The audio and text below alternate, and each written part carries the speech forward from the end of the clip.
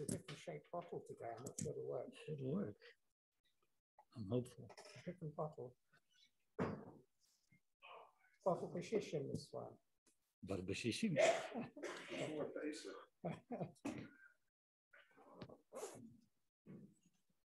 Okay. Good afternoon, everyone.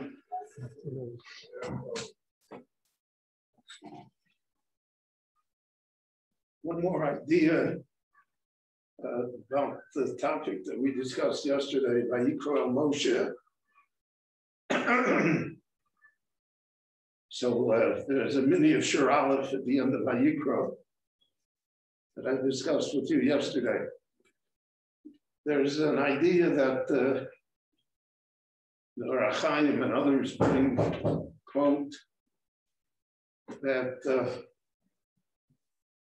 the Torah teaches us by Yikro El Moshe, God, so to speak, calls out to Moshe.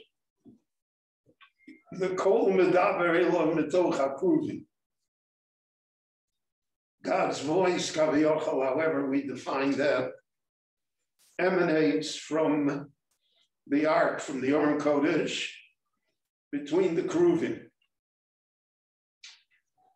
So the Medrash says, Yochel, I would think, Rashi quotes it, that it's a still small voice, because it says the Rabboni Shalom by Eliyahu Hanavi.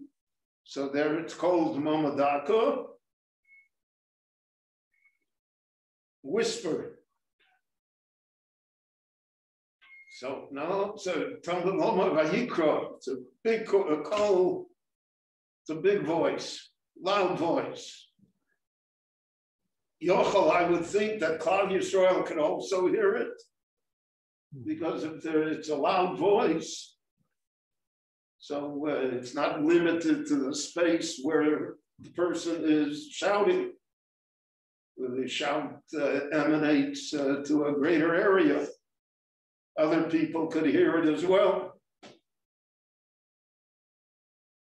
So then it says, V'vein HaKruvim, the voice only went in the Mishkan. It never went outside the Mishkan. So in the Mishkan, it was loud and powerful.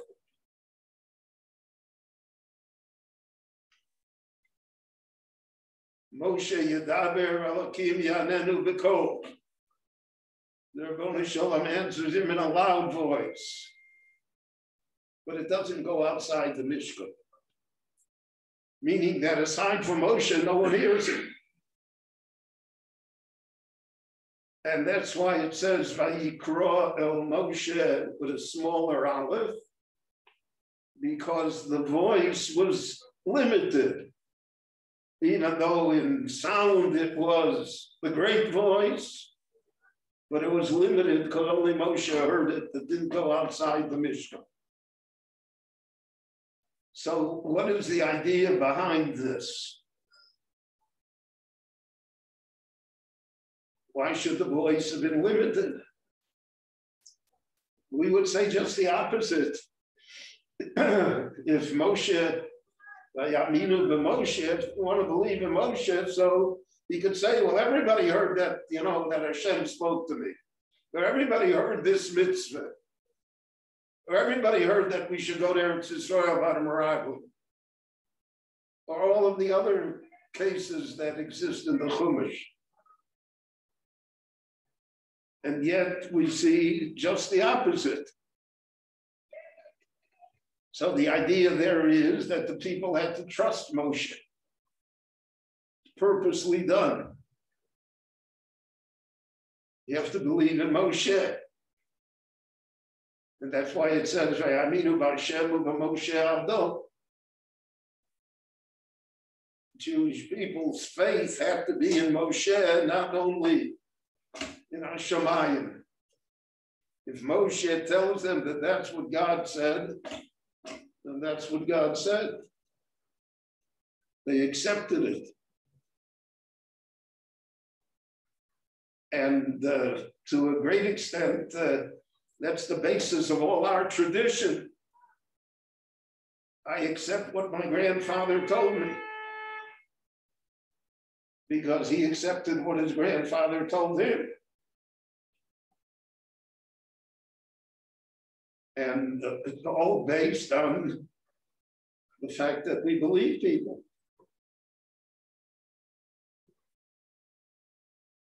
That we believe it wasn't made up.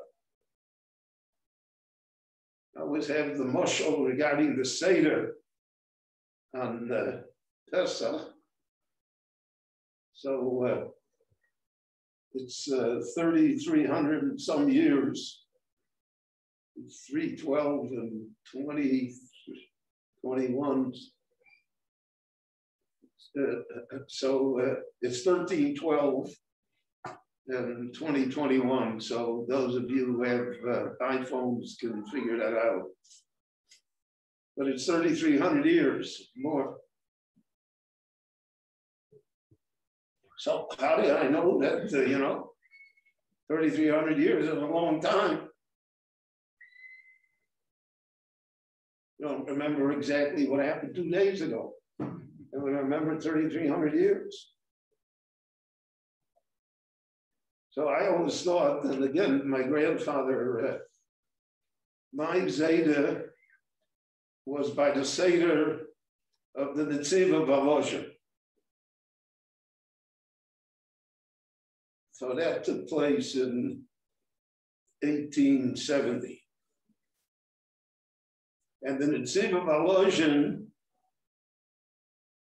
was descended from the relatives of the Gaon of Vilna, who were at the Seder of the Gaon of Vilna. And God willing, the Lord will help me, I'll be at the Seder with my great-grandchildren. The Lord will give them years. So at one Seder table, we got almost 400 years.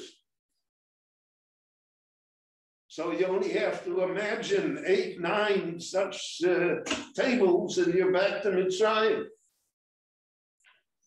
Which that is something that we can wrap our minds around. That's something that we can understand. So it's all based on the fact that I trust. It's based on the fact that,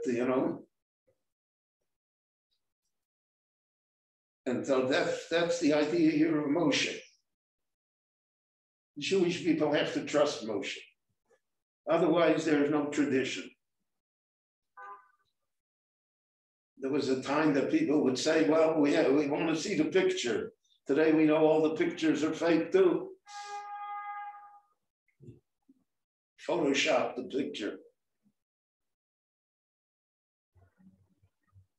So it's a matter of trust, simply a matter of trust. That's what Chazal meant when they said in Pirkei Avos, Emunas Chachomim. Now, Emunas Chachomim, in its broadest sense, is the belief that Chachomim have our best interests at heart, and therefore what they say should be followed. But Emunas Chachomim in the narrow sense, which is the pshat in the Mishnah, is I believe that the Chacham tells me that he saw, the Gaon of Vilna. I know that there was a Gaon of Vilna.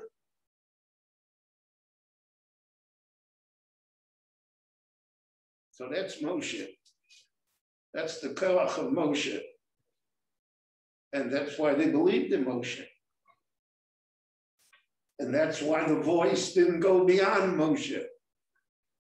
Because then they would never have come to a level of tradition of Emunas Chachomim if every time they had to hear it themselves.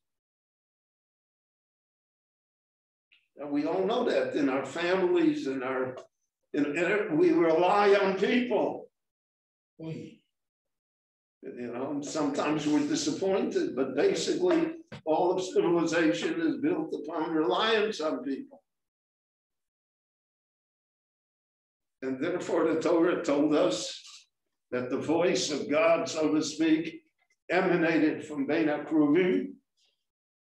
And it went to the Mishkan, and it was a kol gadol, Then it stopped. And then you have to believe Moshe. Yeah, Moshe came back and told you what happened. Told you what the mitzvah is. And that's, Chazal phrased it, Halacha LaMoshe Misinai. Well, how do I know that tefillin are black? How do I know they're tefillin? The Torah it says, so what do you do? What do you put on? What's on your arm? What's on your head? You have no clarity. The Torah doesn't describe it. So we have Halacha LaMoshe Misinai. Moshe saw tefillin on Sinai and he came down and he said, this is what the tefillin look like. And we have countless cases such as that are Halacha LaMoshe Misinai. Even though it's from the Torah itself, we would not be able to deduce that. We wouldn't be able to understand it ourselves. But because Moshe taught us, and that's the first Mishnah in Avos. Moshe Kibot Torah Sinai Early Yeshua.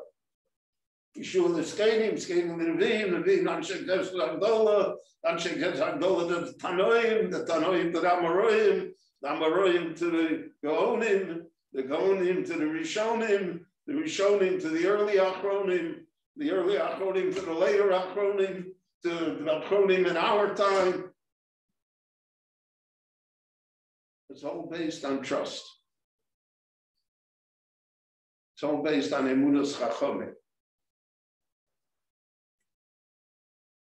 And when Emunas Chachamim is lost, God forbid, so then we see what happens. Then the whole thing falls apart. Because we cannot prove everything to everyone's satisfaction at all hours of the day and night, whenever anybody wants it. I have a book that's coming out about the Jewish world in the 19th century. So as part of the book, we have to research and look for pictures. So some pictures we find and some pictures we don't find. So one of the editors said, well, they'll never believe this unless you find the picture. So I told them, I said, A, if they're going to believe it, they'll believe it. And B, if they're not going to believe it, the picture won't help. Because the picture can be pictured. So that's a level of faith. So when it says Vayikra Moshe, God calls to Moshe, so you have to believe that Vayikra Moshe, that God called to Moshe. And he doesn't have to prove it to you every time. And all of the troubles that happened to Klal Yisrael in the Midbar and later is when they doubted. They said no. That's how you have such things as false prophets amongst the Jewish people. Nevi'im that were Nevi'ei Sheker. So that the small aleph therefore indicates all of that to us as well. And the fact of tradition, especially in every family, has a tradition. People ask me what they should do. I always say, do what your father did, do what your mother did. But they didn't go to yeshiva. I said, I don't care what if you do what they did. That's our preservation. So the Yom Tov Pesach certainly stands as a representative of that idea. And therefore, the word Vayikra with the small aleph has special meaning for us. And it should be incorporated in our thinking and in our teaching and in our viewpoint. And from that, we are privileged to have many other good things happen as well. Rabbi Hanania ben Akash Omer Rotzai Kodesh Baruch Hu L'Zakos Tzitz Yisrael V'Chizol Chibur Lahem Torah Mitzvot Shenemar